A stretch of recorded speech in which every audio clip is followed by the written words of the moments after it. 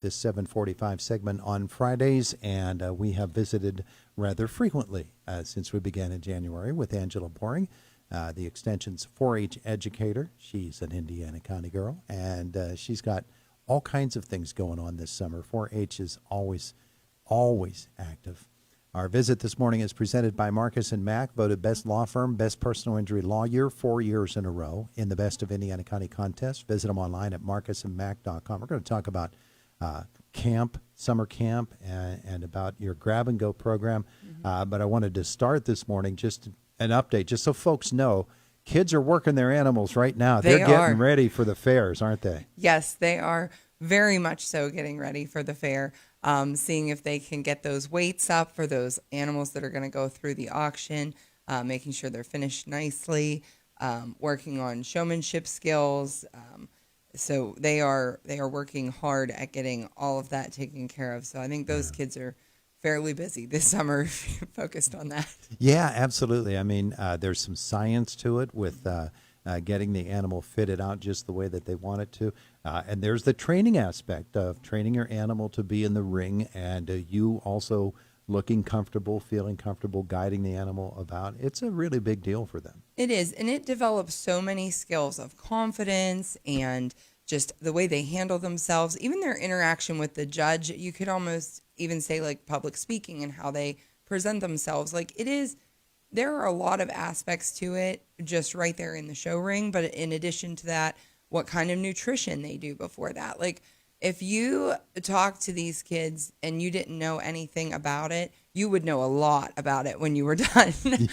Because they are probably the experts on what they're doing and why they're doing it and what they're using and why they're using it. Yeah, it's a pretty amazing thing to watch a kid grow into 4-H. And, you know, when that kid is 8 years old and showing for the first time, and then you compare him to the kid that 10 years later is showing for the last time, the change in that kid, in the way that young man or young lady has really taken command is really amazing. That's what 4-H is all about.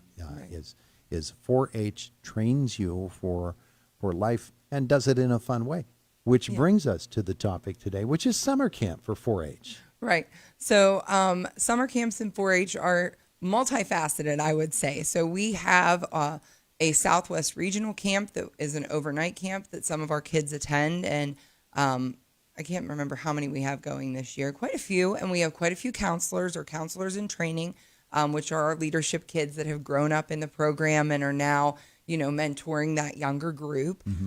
We also have some traditional day camps in our program. We have a Wildlife and Forestry Field Day coming up at Blue Spruce Park in August. That's being led by one of our special project ambassadors from our county, Nathan Kennedy. He's also competing in the National Forestry Contest this year. He's very knowledgeable. He was also on the Envirothon team. So he's a very knowledgeable person, and he's facilitating that. I'm working with him on that. And then we also have cake decorating, which is another full-day traditional day camp. In addition to that, we've partnered with a lot of organizations to provide things to them. Day camp-wise, we bring in our programming, YMCA, Salvation Army, the Evergreen after-school club that's doing things at Penn's Manor, Purchase Line. I've been there a couple times so far this summer. And then we are at the Indiana County Free Library and the Burrell Township Free Library. So that's actually a great opportunity for somebody who's thinking, what does 4-H have to offer if I don't have an animal? Because in those programs, we're going in and we're showing them what we have, expressive arts or STEM related, that they could essentially come in and do. And maybe that's something that they're interested in. It's a great opportunity. It's free. The libraries are presenting it. We're coming in. They're allowing us to come in there. We're providing that. So the Indiana schedule is a little bit different. It fluctuates of what she has going on versus when we're there. The Burrell Township Library, every Thursday throughout summer, 1 to 3. We are there with an activity. We had STEM harmonicas. We had robots last week. This week we did a little activity on solar energy. They had to create a superhero hideout and power it in some way alternatively, because that's a big talk in our county right now. So we talked about what alternatively you could do. And they we talked about solar panels, and they made an edible solar panel. Anytime a snack is involved, it's a win.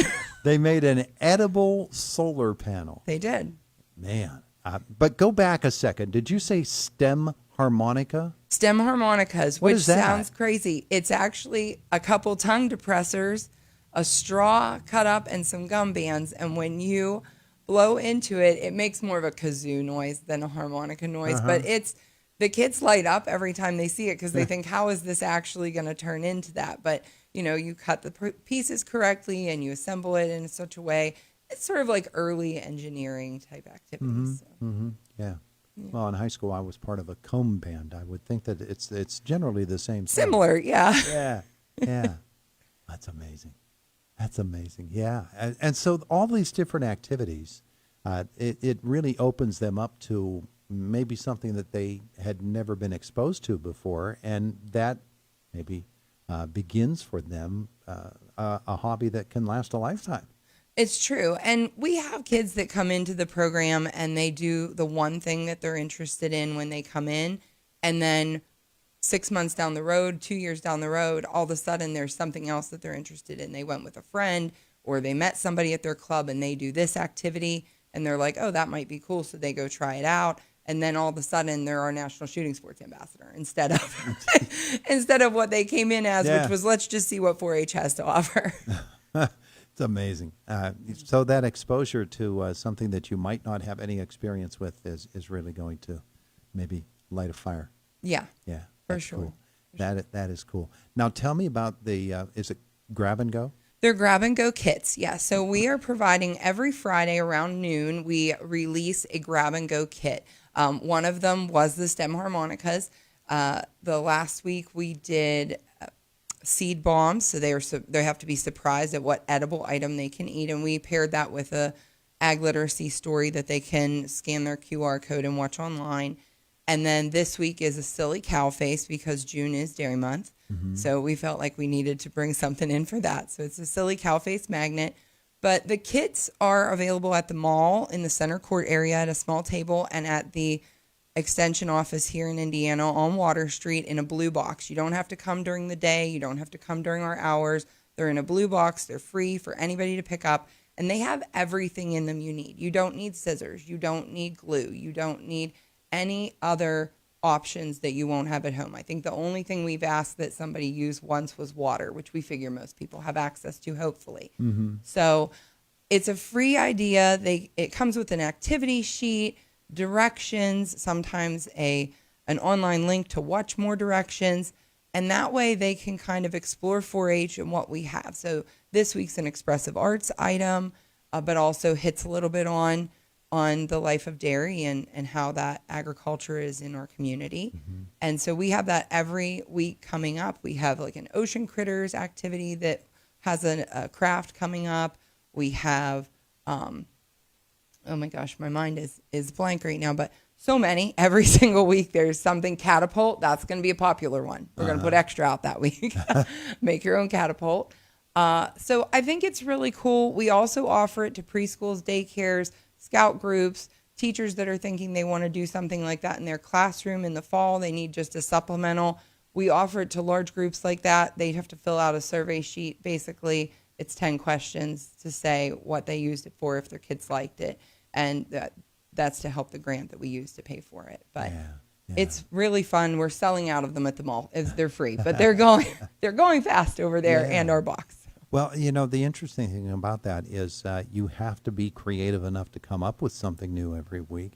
I'm sure that you have guidance from National 4-H or from some other source, but you need people to put all these things together and to get them out. I'm sure you've got a lot of volunteers. We do. We have a great team of people, both volunteers. I have a summer assistant who's amazing. She was a 4-H member, grew up in the program, went to IUP, is employed at, I believe, IRMC, and then on the side, she helps me with things over the summer just to stay involved. Yeah. All right. So they can go today, sometime around noon, to the Indiana Mall. Yeah. And they'll be on the table in the center court. Pick those up. How fun. How fun is that? It's wonderful.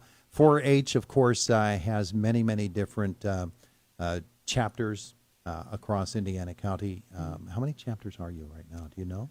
We have about 17 clubs right now. Everybody, we have a lot of livestock. We've got a lot of horse. They're doing their things. Then we have some community clubs that sort of dabble in everything. Shooting sports is kind of at a pause. They'll start back up in September. So if somebody's thinking archery, get ready. Watch our page. September, it books full fast. Yeah, yeah. And if anybody wants to learn about becoming a member of 4-H, what do they do?